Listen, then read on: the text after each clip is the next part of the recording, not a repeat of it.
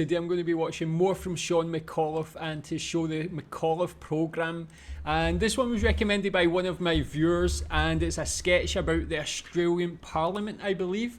So tell me if you've seen this one before and tell me what you think about it. And I thank the honourable member for his question. That is obviously something we will be addressing. We will be addressing that at the appropriate time, not an inappropriate one, but an appropriate one. But the honourable member, Mr. Speaker, the honourable member can rest assured that we will, at the appropriate time, be doing something that's good and sensible, not bad and insensible. And I think the Australian public has had enough of bad, insensible things done by Labor when they were in office for the 13 years. 13 years they were in office, which they could have done something that wasn't idiotic and stupid, but Mr. Speaker, they chose instead to do them, and at an inappropriate time. Mr. Speaker, the honourable member for Brand is looking at me.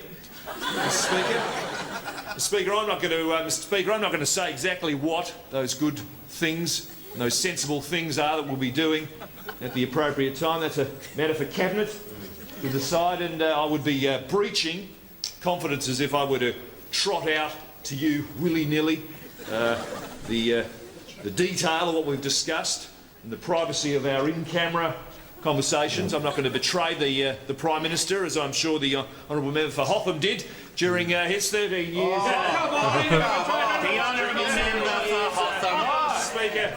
The honourable member for Hotham, sit down. Speaker, I'm not about to stab the Prime Minister in the back by doing that. Hack away at his skull with an axe, Speaker, and eat him. And I don't think anybody here is seriously asking me to do that. I'm not going to stand here, Speaker, I'm not going to stand here dressed as a Viking and ride about this chamber on a unicycle, as the honourable member for Kingston no doubt did during his time, Speaker, during his time. The honourable member for Hotham will come to order. They're sick and fed up to the gills with the sort of mismanagement, the sort of stupid, insane, ill-timed things that were decided under the Labor government that drove unemployment to the highest rate since Federation, and, Mr. Speaker, rainfall to its highest recorded level since the Depression. Mr. Speaker, we can promise that the Australian people one thing that Labor could never provide in its 13 years in office. It's 13 years of hard labour.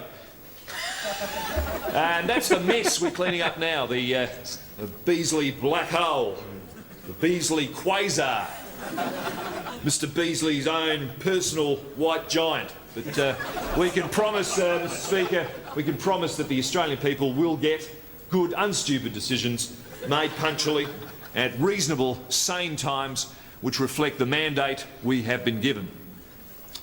And in answer to the second part of the honourable member's question, no.